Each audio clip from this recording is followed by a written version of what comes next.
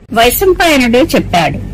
జన్మేజయ, మహారథులైన కుంతీపుత్రులు మత్స్యరాజు నగరంలో ప్రచ్ఛన్నులై ఉంటూ ఉండగా అప్పటికి 10 మాసాలు గడిచిపోయాయి.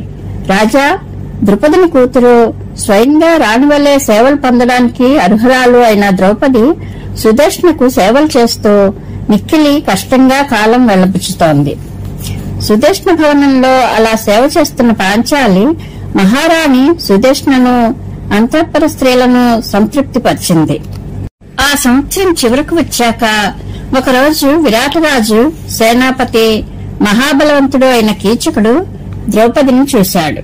రాజమందిరంలో దేవతామూర్తిలా తిరుగుతూ దేవకన్యలా మెరిసిపోతున్న ద్రౌపదిని చూసి కీచకుడు మన్మథ బాణ పీడితుడై ఆమెను పొందాలనుకున్నాడు.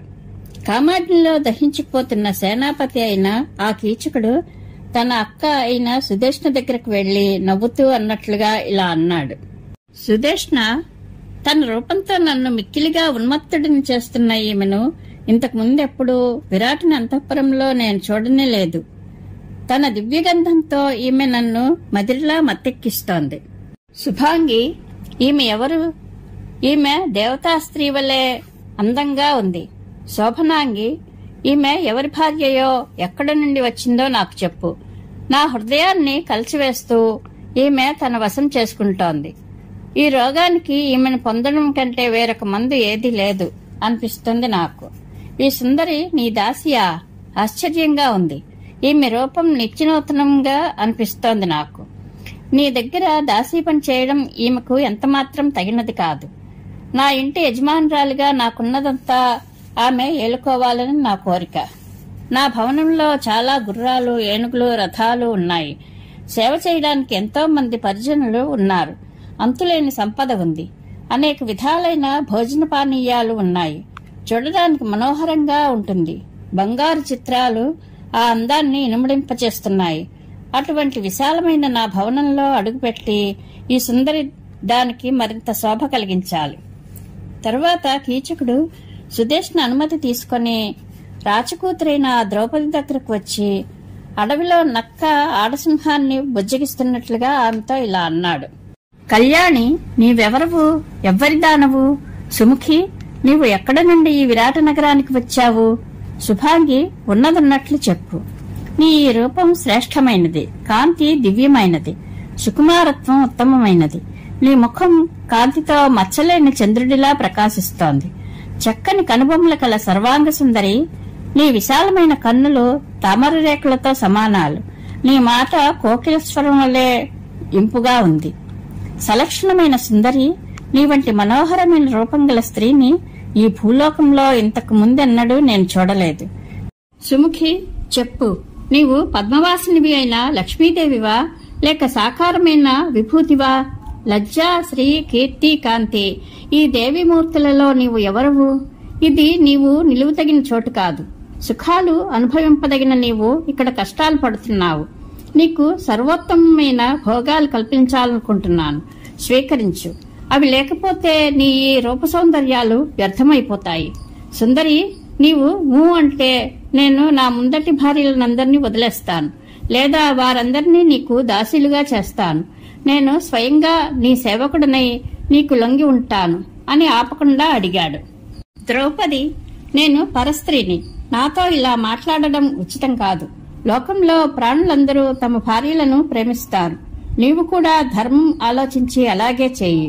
ఇతరుని భార్య వైపు ఎప్పుడూ ఏ విధంగానూ మనసు మళ్లనీయకూడదు.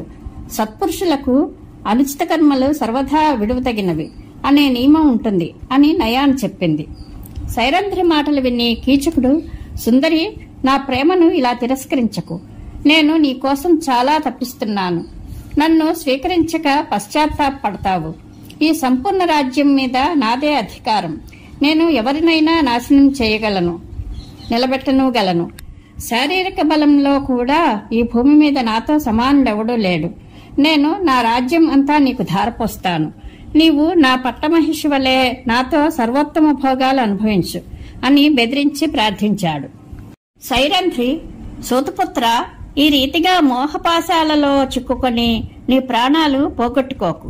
గుర్తుంచుకో, 5 గంధర్వులు నాకు భర్తలు. వారు చాలా భయంకరులు. వారు నన్ను ఎప్పుడూ రక్షిస్తూ ఉంటారు. కాబట్టి ఈ దురాలోచనను మానుకో, లేకుంటే నా భర్తలు కుపితులై నిన్ను చంపుతారు. ఎందుకు నిన్ను నీవు నాశనం చేసుకోవాలనుకుంటున్నావు? కీచక, నన్ను చెడు దృష్టితో చూసి నీవు ఆకాశ పాతాళాలకు గాని సముద్రానికి గాని పారిపోయి దాక్కున్న గగనచరులైన నా పతుల చేతులలో నుండి నీవు బ్రతికి బయటపడలేవు. అతిగా బాధపడుతున్న రోగి మృత్యువును ఆహ్వానించినట్లు నీవు కూడా కాళరాత్రి వంటి నన్ను ఎందుకు యాచిస్తున్నావు అని మందలించింది. రాజకుమారి ద్రౌపది చేత తిరస్కరింపబడి వెళ్లిన కీచకుడు హద్దులెరిగిన భయంకరమైన కామంలో కొట్టుమిట్టాడుతూ సుదేష్ణతో ఇలా అన్నాడు.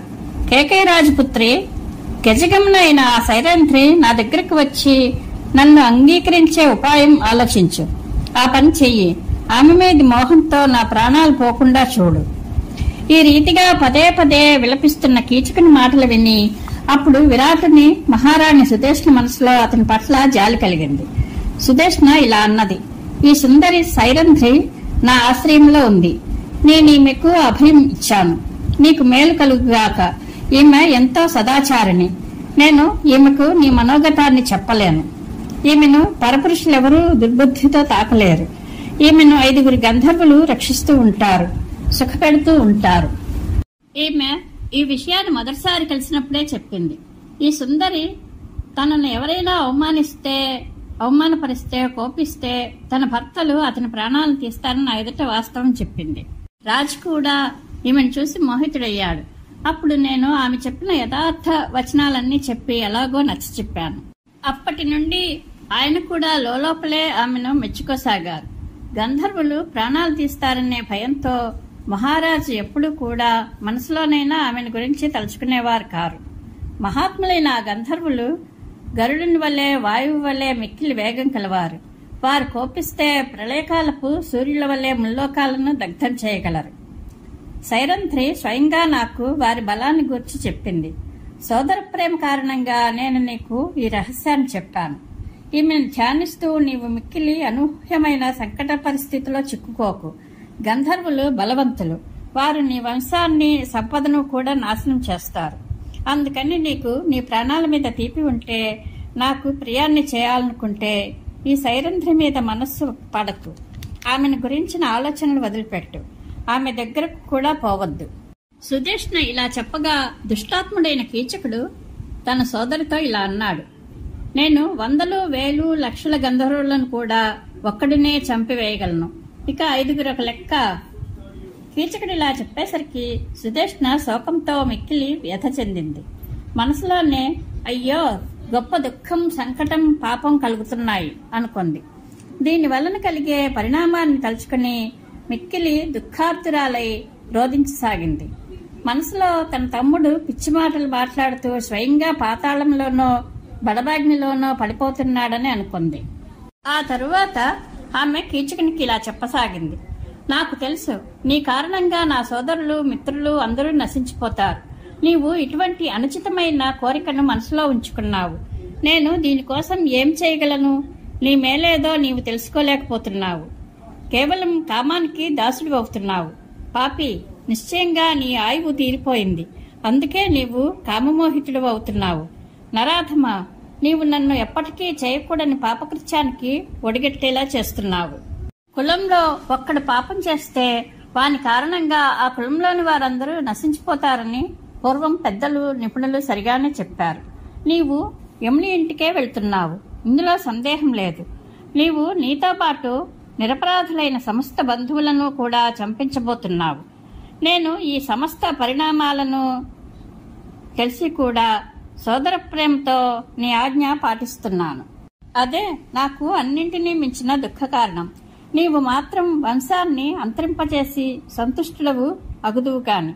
తరువాత సుదేష్ణ తాను చేయవలసినదేమిటో ఆలోచించి కీచకుని కోరికను గుర్తించి అతనికి ద్రౌపది యొక్క పొందు లభించడానికి తగిన ఉపాయాన్ని నిశ్చయించుకుని అతనితో ఇలా అన్నది.